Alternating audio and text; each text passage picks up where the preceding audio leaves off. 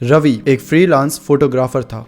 उसे aesthetic historical photos लेना बहुत ज़्यादा पसंद था। उसके लिए फोटोग्राफी सिर्फ पैशन नहीं बल्कि उसकी जिंदगी थी। रवि का एक शौक था कि वो इंडिया के अनएक्सप्लोर्ड जगह पर जाता और वहाँ की अलग अलग फोटोज लाता, और अपने इसी शौक को पूरा करने के लिए रवि की अगली डेस्टिनेशन होती है कोलकाता। हम सबको पता है कि कोलकाता एक एंशिएंट सिटी रही है जो कि अपने ट्रेडिशन और अपने कल्चर को लेकर काफी ज्यादा फेमस है। इस बार रवि का डेस्टिनेशन था कोलकाता, और कोलकाता में भी वो जगह नहीं जहाँ पर सब जाते हैं, सब घूमने के लिए जाते हैं, जो कि काफी ज्यादा फेमस होती है, बल्कि वो जगह जिसके बारे में शायद किसी ने सुना भी ना हो, जहाँ ना कोई आता है और ना ही कोई जाता है। रवि को एक्चुअली खुद भी नहीं पता था कि वो कहाँ जाने वाला है। वो बस एक ऐसी जगह के तलाश में था जिसके बारे में ज्यादा किसी को पता ना हो, जो दिखने में इतनी हिस्टोरिकल हो, जिसकी अपनी ही कुछ कहानियां हो। और सिर्फ ऐसी जगह को ढूंढने के लिए रवि कोलकाता आ चुका था। रवि कोलकाता दिसंबर के समय में गया था क्योंकि उसने सुना था कि वहां के महलों का व्यू विंटर में बहुत ज्यादा खूबसूरत लगता है। रवि सिर्फ एक्सप्लोर करता है, वो अलग अलग जगह जाता, वहां पे ढूंढता कि कहीं उसको उसके मतलब की कोई जगह मिल जाए। उसके बाद वो वहां पर उनके लोकल से मिलता, उनसे बातचीत करता और उनसे ये जानने का पता करता कि क्या यहाँ पर कोई हिस्टोरिकल जगह है। और ऐसे ही सबसे बातें करते करते रवि एक एंशिएंट मैंशन में पहुंचता है जो कि एकदम खंडर था। वो मैंशन देखने में बेहद खूबसूरत था। एक लोकल ने बताया कि ये ब्रिटिशर्स के टाइम का है। ब्रिटिशर्स इसको अपने रेसिडेंस की तरह यूज करते थे। और काफी जानकारी के बाद रवि को पता चलता है कि जो पूरा मैंशन था ये थोड़ा आउटर एरिया में था, मतलब कि उसके आगे पीछे किसी के ना तो घर थे ना ही वहां कोई इंसान आता जाता था। वो थोड़ा सा बॉर्डर एरिया में आ जाता था और इसी कारण से वो एकदम सुनसान था। वो जगह इतनी खाली थी कि वहां पर भरे उजाले में भी एक अजीब सी शांति थी। रवि को वो जगह काफी पसंद आती है। वो बस ऐसे ही आसपास एक्सप्लोर करता है तो उसे वहां पर एक फैमिली मिलती है। रवि अपना उन सबको प्रोफेशन बताता है और वो फैमिली रवि के काफी अच्छे से वेलकम भी करती है। इवन जिस टाइम वो वहां पर गया था वो उनके लंच का टाइम था और उन लोगों ने रवि को लंच भी ऑफर करा। अब रवि भी उनके साथ बैठ जाता है, लंच करता है, जिसके बाद वो ऐसे यहाँ वहां टहल रहा था। अब ये जो घर था मेंशन से दूर तो था, लेकिन फिर भी उसके घर से हल्का फुल्का मेंशन दिख जाता था। तो रवि खड़े होकर उस मेंशन को ही देखे जा रहा था कि तभी उस फैमिली का एक छोटा सा बच्चा रवि के पास दौड़ते हुए आता है। दरअसल जब उसे पता चलता है कि रवि जो है वो फोटोग्राफर है तो खुद की फोटोज खिंचवाना चाहता था। जब वो रवि के पास आता है तो उसे बोलता है, भैया एक दो फोटोज खींच दो ना मेरी। रवि भी उसकी प्यारी प्यारी सी फोटोज खींच देता है। उसके बाद दोनों आपस में बात करने लग जाते हैं। तो रवि बातों बातों में उस बच्चे से पूछता है, क्या कभी उस मेंशन में गए हो? आखिर क्या है वहां पर, क्या कहानी है वहां की, क्या तुम्हें पता है? वो बच्चा बोलता है कि भैया मुझे इतना कुछ तो नहीं पता, बट अगर आप वहां जाने की सोच रहे हो तो प्लीज वहां मत जाना, क्योंकि अगर तुम वहां गए तो चैताली तुम्हें मार देगी। ये चैताली कौन थी और वो क्यों मारेगी रवि को? रवि को 2 मिनट के लिए ये सारे सवाल आते हैं पर वो उन्हें इग्नोर कर देता है। ये पहली बार नहीं था जब उसे लोकल ऐसी धमकियां दे रहे थे। जैसा कि मैंने बताया था कि रवि का पैशन था अलग अलग अजीब अजीब जगह जाना, हिस्टोरिकल जगह या कहीं ऐसी जगह जो कि जहाँ पे लोग बिल्कुल ना जाते हो। तो उसके पिछले भी कुछ ऐसे केसेस हुए थे जहाँ पर उसे ऐसी ऐसी जगह जाना और लोकल्स उसे मना कर रहे हैं कि वहां बिल्कुल मत जाना, वहां जाओगे तो मारे जाओगे, वहां जाओगे तो ऐसा होगा वैसा होगा। तो जब ये छोटा बच्चा बोल रहा था कि आप उस मेंशन में मत जाना, तो रवि को यही लग रहा था कि ये भी उन्हीं लोगों की तरह सेम ही चीजें बोल रहा है, क्या ही होगा, छोड़ो मैं तो जाऊंगा। वेल अब रवि के जाने का समय हो चुका था। रवि फैमिली को अलविदा करके अब जाने लगता है। जो फैमिली में उस छोटे बच्चे की माँ होती है, छोटा बच्चा उसे बोलता है कि माँ रवि भैया ना वो उस मेंशन को देख रहे थे बार बार, मेरे को तो लगता है वहीं जाएंगे। तो माँ एकदम से रवि से पूछती है कि सुनो बेटा, तुम कहीं वहां तो नहीं जाने वाले? रवि ऐसे ही झूठ बोल देता है कि नहीं नहीं आंटी जी, मैं तो बस यहाँ से मुझे दिख रहा था तो मैंने पूछ लिया, मैं क्यों वहां जाऊंगा, मेरा कोई मतलब ही नहीं है वहां जाने का। जिसके बाद जो माँ होती है उन्हें थोड़ा सा रिलीफ मिलता है और वो बोलती है कि चलो ठीक है फिर, और अगर गलती से भी मन करे तो प्लीज वहां मत जाना, भूल कर भी मत जाना, क्योंकि वहां पर कुछ ऐसी चीजें हैं जिसका सामना तुम बिल्कुल नहीं करना चाहोगे। रवि भी बोलता है कि हाँ आंटी जी मैं क्यों जाऊंगा, मैं तो जा ही नहीं रहा उस साइड। अब वो फैमिली को अलविदा बोलकर अपनी डेस्टिनेशन की तरफ निकल पड़ता है, यानी कि उस मेंशन की तरफ। जब रवि जा रहा था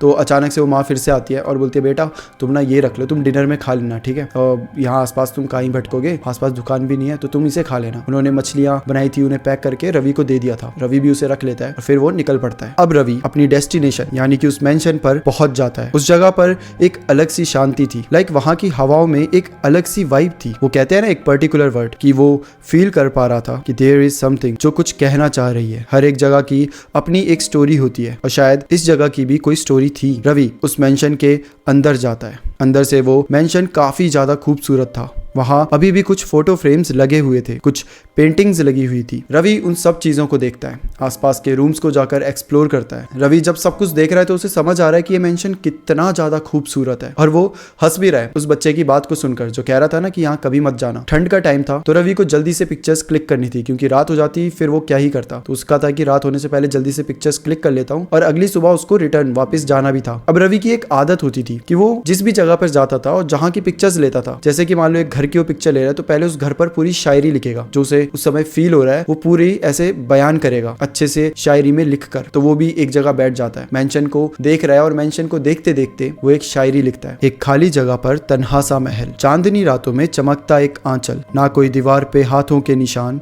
ना कोई देखभाल, ना कोई पहचान, फिर भी हर कोना एक कहानी सुनाता, हवाओं के संग राज अपने बताता, सुनहरे मीनार चांद से बातें करे, शबनम की बूंदे डर पे मोती बिखेरे, शाम ढलते ही दीप जल उठते, जैसे रूहें यहाँ अपने आप को छुपा कर रखते, शीशे की झिलमिल आंगन में नूर, एक अनजानी रोशनी, एक बेपरवाह सुर, कोई नहीं जो इसको संभाले, फिर भी हर शख्स इसको निहाले, सन्नाटों में भी मोहब्बत का एहसास है, ये महल अकेला है पर जीता एक जज्बात है, क्या तुम भी महसूस कर सकते हो इसकी आवाज, ये कहानी बनकर रह जाएगा या बनकर रह जाएगा एक खौफनाक राज। ये शायरी लिखने के बाद वो एक बार ऐसी तेज से एक टोन में पढ़ता है, और फिर वो डायरी वहीं रख देता है और वहां की पिक्चर्स क्लिक करने लग जाता है। वो पिक्चर क्लिक कर ही रहा था कि तभी उसके कानों में एक आवाज आती है। ये आवाज एक लड़की की होती है जो कि एक बंगाली सॉन्ग गा रही थी। रवि आवाज को सुनता हुआ मेंशन के पीछे पहुंच जाता है और वहां एक विंडो से देखता है। वो देखता है कि उसके सामने एक लड़की खड़ी हुई थी। उसके बाल बेहद खूबसूरत थे, लंबे घने काले बाल। उस लड़की ने पूरी प्रॉपर बंगाली सफेद कलर की साड़ी पहनी हुई थी और उसके पाँव में भी सफेद रंग का आटा सा लगा हुआ था, और वो लड़की बंगाली में गाना गुनगुनाए जा रही थी। उसकी आवाज इतनी सुरीली थी कि लग ही नहीं रहा था कि कोई इंसान गा रहा हो। ऐसा लग रहा था जैसे कि खुद कोयल आकर यहाँ पर रवि को गाना सुना रही है। रवि को लगता है कि शायद हो ना हो लोकल ही होगा जो एक्सप्लोर करने आया होगा। रवि अब उसको ज्यादा कुछ बोलता नहीं है क्योंकि वो भी अपना गाने गाने में बिजी थी। रवि फिर भी उसकी 2-4 फोटोज खींच लेता है और वहां से चला जाता है। अब रवि बहुत आगे तक निकल चुका था बट फिर भी उसको वो आवाज उतनी ही क्लियर आ रही थी। वो घर के अंदर चला गया था, वो रूम्स में गया था, वो अलग अलग जगह जा रहा था, लेकिन वो जहां भी जाता उसको वो आवाज आए जा रही थी कि तभी रवि का एकदम से फोकस हटकर ऊपर वाली मंजिल पर पहुंचता है। और जैसे ही वो ऊपर देखता है, पहली बार जिंदगी में रवि को डर लगा था क्योंकि वो लड़की जो अभी जस्ट बाहर थी, वो दूर खड़े गाना गा रही थी, वो अब ऊपर वाले फ्लोर में खड़ी थी, वो ऊपर फ्लोर में चल रही थी और वही गाना गुनगुनाए जा रही थी। रवि को समझ नहीं आ रहा था कि ये लड़की तो अभी जस्ट बाहर खड़ी हुई थी, तो इतनी जल्दी ये ऊपर क्या कर रही है। रवि उसे बड़ी ध्यान से देख रहा था। वो एक विंडो के पास खड़ी थी और अपने बालों को ऐसे सहला रही थी और गाना गाए जा रही थी। और रवि जिस एंगल से देख रहा था उसको उस लड़की का चेहरा नहीं दिख रहा था, उसको उसकी पीठ दिख रही थी। वो लड़की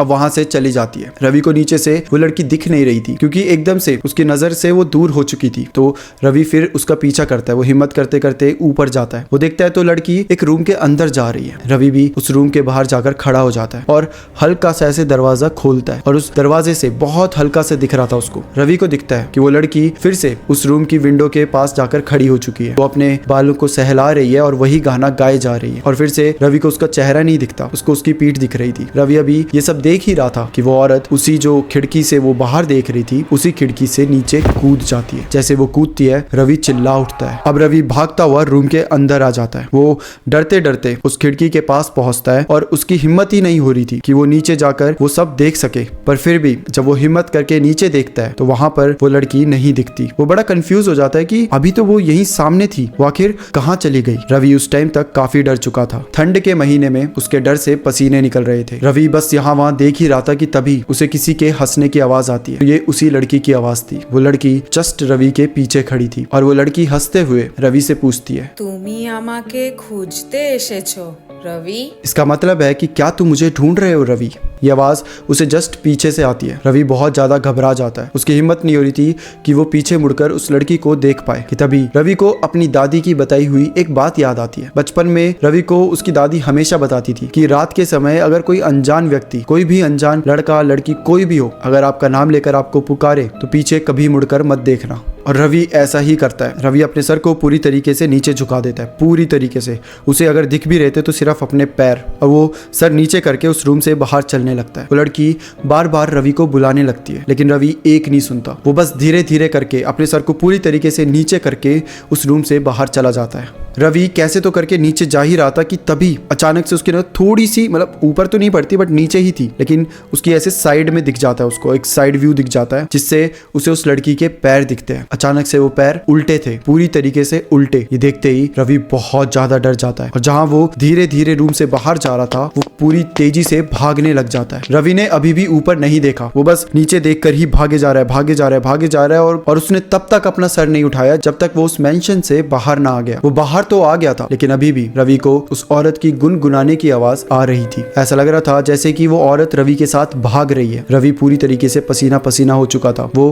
बिना रुके भागते हुए सीधा उसी गांव में एंटर कर जाता है। जब वो उस घर के पास पहुंचता है तो लकीली जो माँ थी जिसने उसे पैक करके मछलियां भी दी थी वो वहीं बाहर खड़ी हुई थी। वो वैसे ही कुछ काम कर रही थी अपने घर का कि वो देखती है कि रवि भागता हुआ उनके घर की तरफ आ रहा है। वो माँ भी दौड़ते हुए रवि के पास जाती है। रवि की यह हालत देखकर वो बहुत ज्यादा परेशान हो जाती है। इससे पहले वो रवि से कुछ पूछ सके रवि बेहोश हो जाता है। जब रवि को होश आता है तो वो जो माँ होती है वो और उसके आसपास के घर के कुछ लोग रवि को चारों तरफ से घेरे हुए थे। वो रवि को होश में आने पे सारी बात पूछते हैं तो रवि उन्हें सब बता देता है कि कैसे उसे वो औरत दिखी थी और कैसे वो उससे बचकर आ गया। तब वो जो माँ होती है वो बोलती है कि तुम बच गए क्योंकि अभी भी थोड़ा बहुत उजाला था, अगर एक बार अंधेरा हो जाता तो उस हवेली के अंधेरे में तुम भी कहीं खो जाते। रवि उन सबसे पूछता है कि आखिर वो कौन है तो सब बताते हैं कि काफी टाइम पहले उसमें एक बड़े बाबू रहा करते थे। बड़े बाबू वो थे जो वहां के पोस्ट ऑफिस के ऑफिसर थे और उनके साथ उनकी वाइफ रहा करती थी जिसका नाम था चिताली।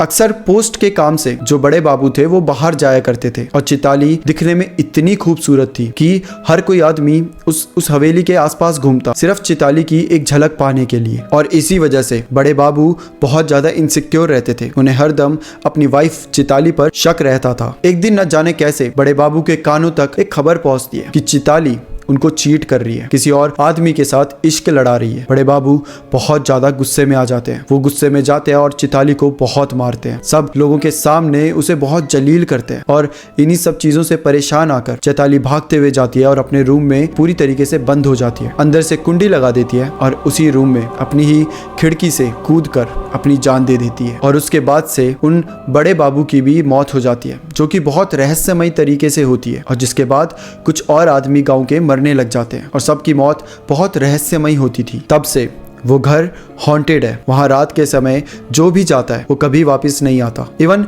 दिन में भी अगर कोई चला जाता है तो चैताली उसे जरूर दिखती है और इसी वजह से गांव का कोई भी सदस्य उस तरफ नहीं जाता, चाहे कुछ भी हो जाए। रवि ये सब सुनकर और जो उसने एक्सपीरियंस किया था वो सब देखकर काफी ज्यादा डरा हुआ था। उसने डिसाइड किया कि अब वो यहाँ 1 मिनट भी नहीं रुकेगा। वो अपना बैग उठाता है और रात की ही ट्रेन से वापस अपने घर की तरफ निकल जाता है। ट्रेन में वो वही सब याद कर रहा था जो उसने सुबह देखा था कि तभी उसे वो पिक्चर याद आती है जो कि उसने छुप कर चिताली की ली थी। जब वो उसी पिक्चर को खोल कर देखता है तो देखता है कि पिक्चर में चिताली थी ही नहीं।